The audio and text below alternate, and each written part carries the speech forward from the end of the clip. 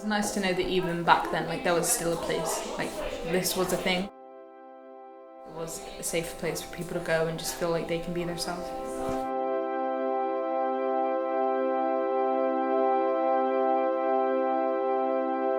Our young people reflect to us that they feel free when they come for 2 hours at Freedom. And that says a lot about our community and our society at large.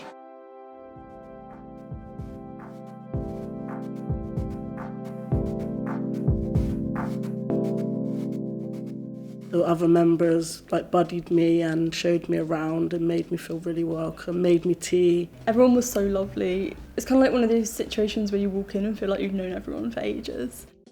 Just felt like I was at the right place and like all my worries just went away.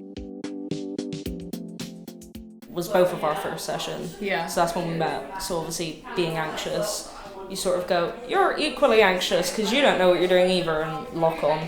I was absolutely terrified, but then as soon as everyone else arrived, I got buddied up with one of my best friends now. We still see each other every week. And this one kid decided to sit down in front of me like, hey, you look snazzy, let's be friends. One session 4 years ago completely changed my life by meeting that one person. You can either like sit for a bit and just talk to people, or you can go get a snack and like a hot drink. It's basically what most people want. And if someone wants something one time, they could just mention it to someone and they'll bring it in. It's brilliant. The vibe. The what? The vibe. It's fun, but it's safe. It makes you feel like you're not the only person and it's not just you dealing with this. There's so many other people. Initially coming here was really important to kind of go, hi everybody, this is me. You just need like a base to go to that's kind of like your solid core. And not have to worry about a backlash that I was concerned with at school and in sixth form at the time. Although I knew probably people wouldn't be really about my identity at work, I didn't come out really until I had that kind of safe base.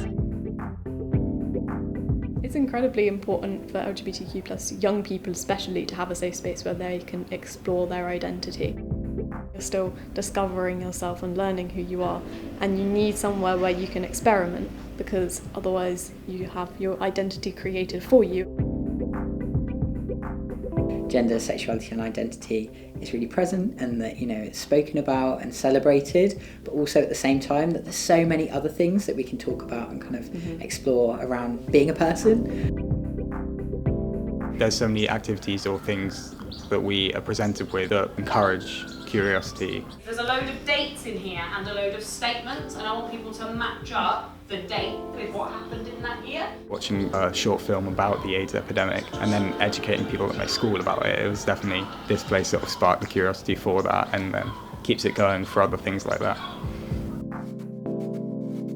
It provides such a wide variety of activities, the guests, that come. There's so much about education.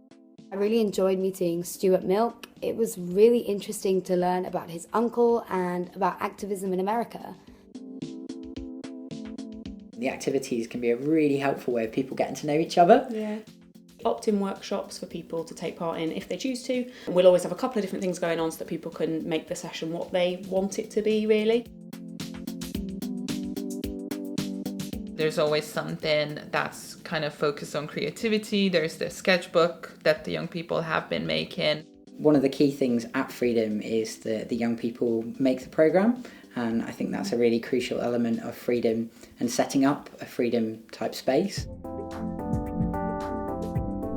Just the combination of the workers and the feeling you get of the friendship and the community. Having an older LGBT person take you under their wing and show you that it's okay to be whoever you want to be and accept you fully as who you are is so important when you're growing as a person.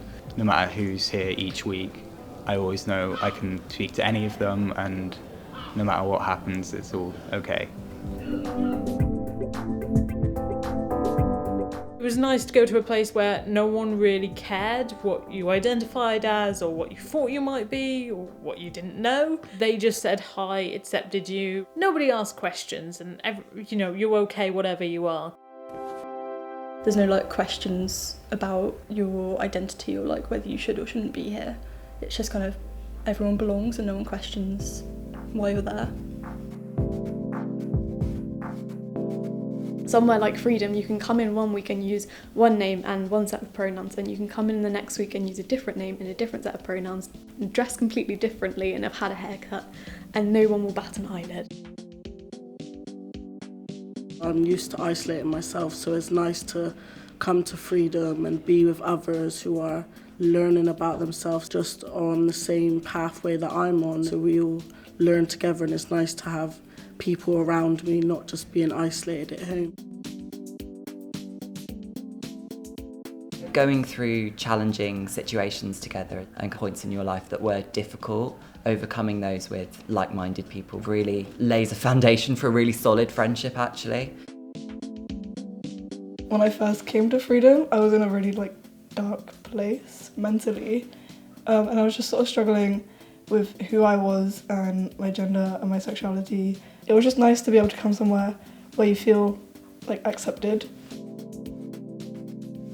I'm much more confident with kind of, if I meet people, like explaining, especially around my gender and kind of what that means and how people can support me. And I think I wouldn't have done that before because I didn't feel like my identity was valid.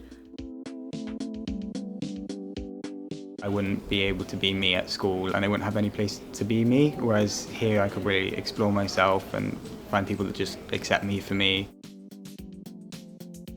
I've talked with a lot of my colleagues, we've done workshops, I've been really running a lot of the kind of workshops and stuff that we've seen at Freedom elsewhere. I'm here in Queensland, Australia, on the Gold Coast. This is where I live now for the last year and a half. Currently I live in Thailand. I attended Freedom from early 2015 until September 2016. I don't think I'd be here if I hadn't done that. I don't think I'd be comfortable myself. I don't think I'd have a boyfriend. It's really changed who I am. It helped me to find my community, not just in Freedom, but all over the world. It opened my mind to different expressions and different identities, and I've met so many wonderful people because of that.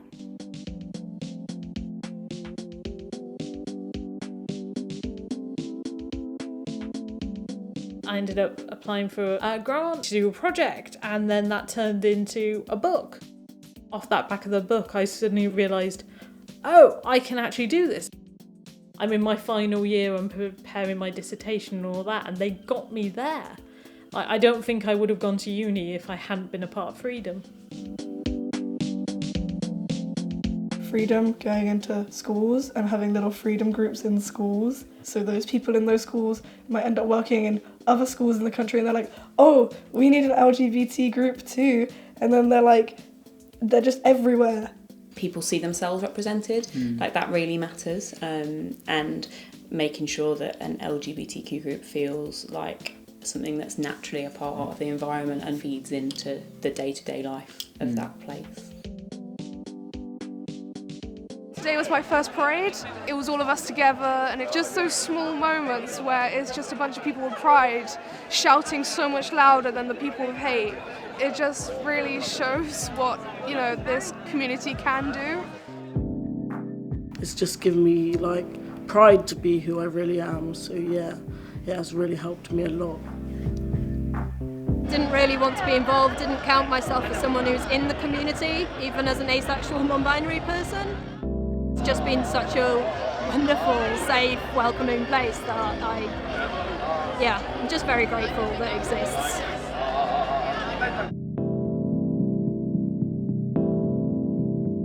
I felt like I needed to find more people like me, and when I came to Freedom, I did, and it gave me everything that I'd hoped it would and more.